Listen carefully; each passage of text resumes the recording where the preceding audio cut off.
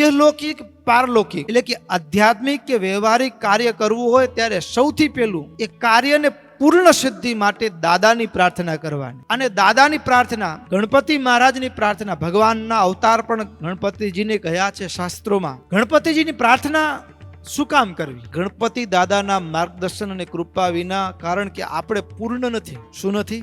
આપણે પૂર્ણ નથી. ત્યારે ગણપતિ દાદા એટલે કે એન્જિનિયરના સહયોગ વિના બાંધેલું મકાન કેટલા સળિયા ક્યાં નાખો આપણને ક્યાં ખબર હોય? લ્યો, બરાબર ને? તો ગણપતિ દાદાના સહયોગ વિના કાર્યની પૂર્ણ સિદ્ધિ થાય એવી આશા રાખવી નહીં. અને આપણે ઘણી વખત માનતા હોઈએ કે આપણે નથી કરતા તો કામ તો સરસ, સારામાં સારું થઈ ગયું છે, પણ એ આપણનો ભ્રમ હોય. કારણ શું? તો કે આપણે કદાચ હમણાં સારું લાગતું હોય પણ એની જે દીર્ઘકાલીન અસર છે ને, એ અસરો એ પાછળ સમયાંતરે જોવા મળતી હોય. કે દાદાની અવહેલના કરીને કરેલું કાર્ય આપણને કેટલી સફળતા અપાવી એ તો પાછળથી ખબર પડે. હો, હા, દાદાની અવહેલના કર્યા પછી કે શાસ્ત્રો બાંધેલી મર્યાદાને અવહેલના કર્યા પછી એનાથી એવી પરિસ્થિતિ ન હોય, મજબૂરી હોય, ત્યારે દેવતાઓ પણ આપણા ઉપર સૌમ્ય ભાવ રાખે છે. બરાબર ને? ખાવાના ફાફા હોય ત્યાં પછી કે સુવર્ણના દાન આપવા, એવું દેવતાઓ પણ ક્યારે પણ આ બ્રહ્માંડના જીવ પાસેથી, મનુષ્ય પાસેથી એવી પૂજાની અપેક્ષા રાખતા નથી.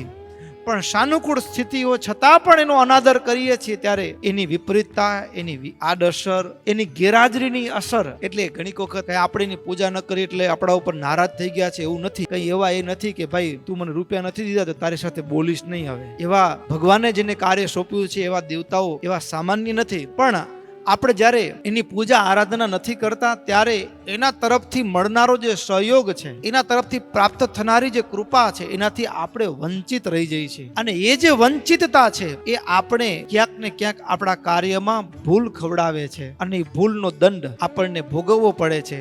એટલા માટે શાસ્ત્રની મર્યાદાનું ક્યારે પણ અતિક્રમણ કરવું નહીં.